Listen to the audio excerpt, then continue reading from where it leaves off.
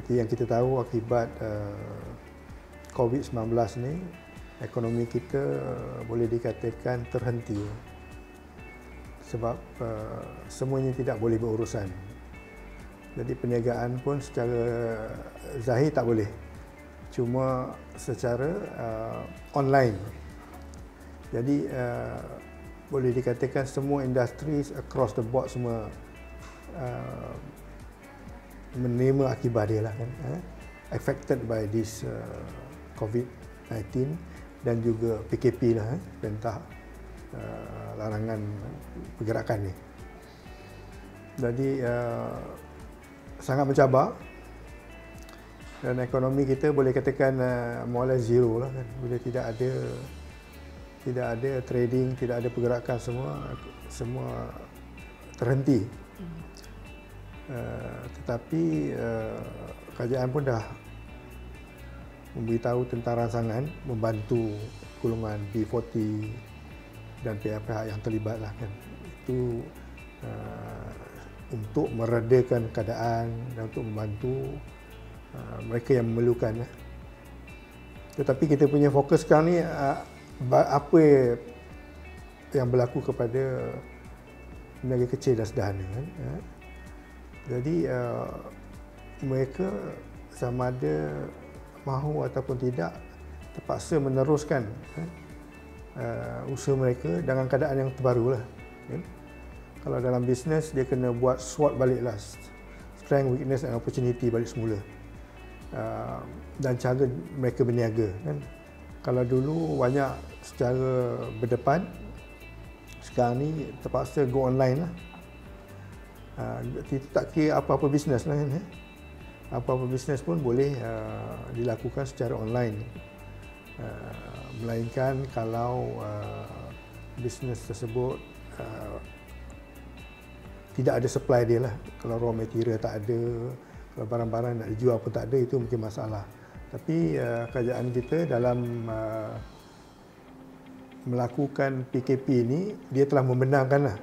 Dia telah membenarkan industri-industri yang penting supaya terus beroperasi. Jadi dengan itu maknanya kita boleh meneruskan lagi lah.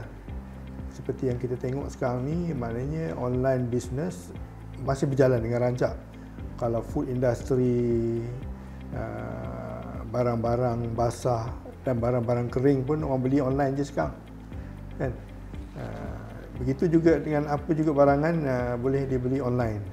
Jadi ini yang perlu diambil perhatian oleh semua peniaga-peniaga, usahawan-usahawan untuk cepat bergerak kepada bisnes online ni.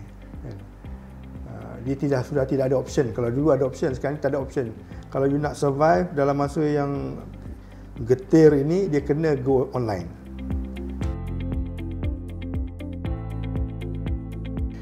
Dalam keadaan sekarang ni, sebenarnya kita tidak boleh belanja atas perkara-perkara yang tidak perlu. Investment memang tidak boleh lah. Apa-apa kewangan kita ada, kita kena simpan untuk pastikan kita boleh survive dalam bisnes sekarang ni. Jadi tidak digalakkan langsung lah untuk kita invest ataupun commit sesuatu masa kini kan. Semua duit yang kita ada tu mesti gunakan untuk memastikan bisnes kita boleh survive. Sebab apa, perkara ni walaupun nanti PKP diangkat, untuk ekonomi balik kepada normal akan makan masa. Mungkin 6 bulan, mungkin 4 bulan, tengok pada situasi kan. Jadi dalam masa itu income kita tidak akan sama seperti dulu. Kita kemungkinan berjalan bisnes tapi dalam keadaan kerugian.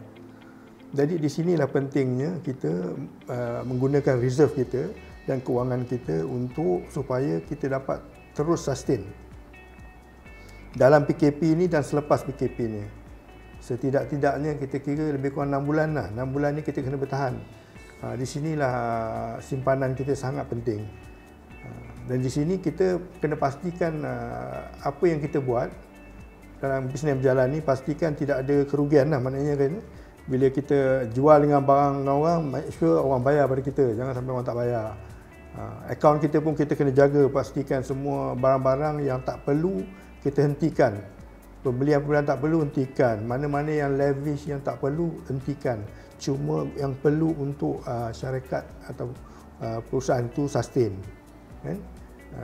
Dan kita kena be smart lah, take the opportunity as well. Di dalam ada masalah tu ada juga ruang sebenarnya, tapi kita kena kerja lebih keras lah, kena macam mana untuk supaya perusahaan kita terus berjalan. Kalau orang perusahaan baju, walaupun kita orang tak banyak beli baju, tapi tetap orang akan beli juga sebab nak dekat raya dengan tu, tapi kita kena jual lah. Tapi kali ni kita kena jual mungkin dengan margin yang kurang sikit, tapi kita masih jual. Kalau orang yang bagian menjual makanan, sebenarnya inilah peluang untuk dia untuk terus bergerak lah dengan online, sebab kita tengok online punya food delivery ini sekarang ni berjalan sangat rancak. Jadi itu walaupun dia tidak akan dapat seperti dulu, tapi ini kena terus. Mungkin ini peluang untuk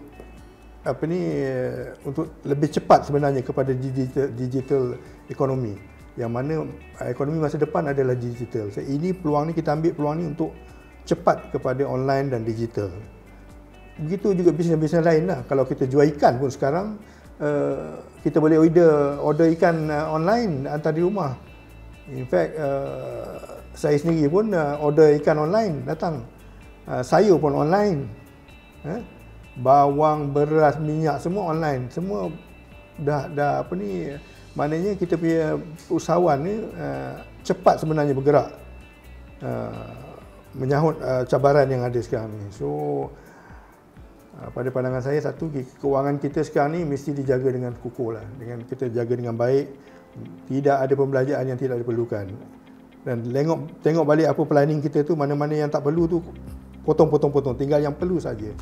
InsyaAllah, ingat, bagi usahawan yang peka dan dah lama berniaga, selalunya mereka akan ada saving. Dan inilah masanya kita guna saving kita sebaik-baiknya supaya kita dapat melangkaui era 6 bulan ini sebelum ekonomi balik seperti sedia kala.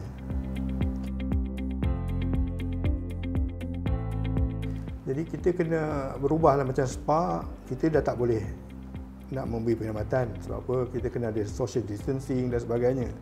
Tetapi mungkin kita boleh jual produk-produk spa, dan kita ajar kepada klien kita cara untuk mereka melakukan spa di rumah, kan? Jadi kita boleh ajar online cara-cara macam mana nak gunakan barang-barang kita. Jadi dia orang boleh, masa PKP ni dia orang boleh still gunakan barang-barang kita. Dia mungkin boleh beli barang-barang kita, barang spa kita, dan kita boleh ajar dia online. Maknanya communication dengan kita punya business klien tu masih berjalan. Itu penting lah. Jadi kita jangan terus jadi buntu, tak tahu apa nak buat, kan. Jadi setiap tu kita kena fikir. Sekarang ni mungkin kita kena ada online education on spa and health and wellness.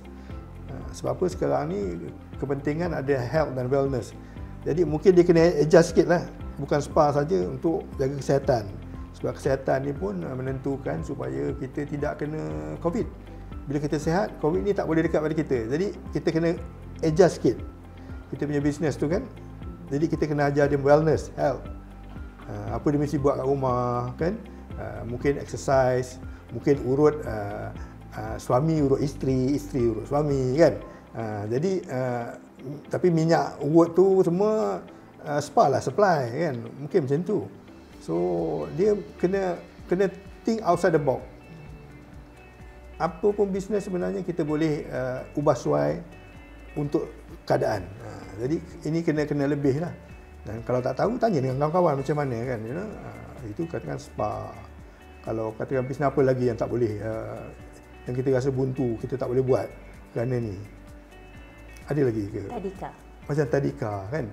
Tadika maknanya dia tak boleh hantar anak kepada kita, kan. Kita tak boleh buka besar-besar, kan. Tapi mungkin kita boleh pergi ke rumah menjaga anak-anak orang yang terpaksa keluar. Macam mungkin the first liner, dia mesti kena kerja, anak dia kat rumah lagi, tak ada tu. Jadi Kalau kita tidak boleh, dia orang tak boleh hantar anak ke tempat kita, mungkin kita boleh hantar pekerja kita untuk ke rumah tu menjaga anak-anak mereka. Modify lah sikit bisnes kita tu, model dia tu, kita bisnes sama, jaga budak-budak, tapi sekarang ni kita jaga di rumah dia. Tapi pastikanlah kita sebelum pergi rumah dia tu, kita semua sihat, COVID free, apa semua dah okey. Then kita bring the service to the house. Itu salah satu cara lah untuk bergerak kan dalam tadika. Dan of course bila kita pergi ke rumah tu, rate dia dah lain kan. Jadi it's an opportunity jugalah. Dan kita advertise kan lah kita punya servis tu, maknanya untuk bergerak membantu di kawasan kita tu, siapa yang perlukan pembantu untuk jaga anak kan, rumah-rumah ke. So kita kena berubah sikit lah. Still opportunity tu ada lagi, dengan resource yang kita ada tu, kepakaran yang ada tu, masih boleh lagi kita menjana, insyaAllah.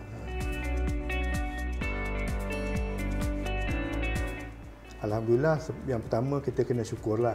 Syukur sebab apa? Kita bertemu Ramadan lagi sekali. Walaupun Ramadan tahun ni tak sama macam Ramadan dulu, tapi Ramadan tahun ini lagi mencabar. Tapi mungkin ada hikmah, banyak hikmah dia kan. Hikmah dia maknanya kita mesti dalam Islam dia katakan kita mesti mahu berubah diri kita ke arah kebaikan. Mungkin amalan kita tahun ni lagi dekat. Kalau satu keluarga terpaksa berjemaah sekarang di rumah, tak pergi masjid, lagilah keluarga tu lagi rapat, insya-Allah dia punya bonding tu lagi bagus dan lagi berkat kan. Jadi anak-anak, ayah, ibu semua dapat berjemaah sama-sama rapat. Itu peluang Tuhan bagi pada kita, you know? Lagi satu, dalam bulan penuh berkah ni kita jangan hanya melihat kepada bala lah. Kata barakah dia pun kita kena kira lah kan, kita tengok kan, you know. Sebab apa, yang bawa penyakit pun daripada dia, yang bawa keluar pun dia. Jadi inilah masa kita meminta. Sebab apa tahun ni bila dalam bulan Ramadan ni setiap doa akan diangkat, akan diterima. Jadi kita minta, saya minta semua usahawan-usahawan yang sekarang ni sedang diduga tu terus tabah, terus kuat kan, terus berfikir, jangan jadi buntu, fikir bagaimana kita nak, apa selepas ini apa kita nak buat, atur keuangan kita, organisasi kita, resource kita, apa kita nak buat, dan teruskan usaha. Yang lagi satu, teruskan amal lebih sebaiklah. Jangan pula kerana PKP ni amal kita menurun, sepatutnya melebih lah. So saya doakan semoga insya-Allah bala ni akan diangkat cepat daripada negara kita dan kita akan kembali menjadi negara yang aman, damai dan maju, insya-Allah.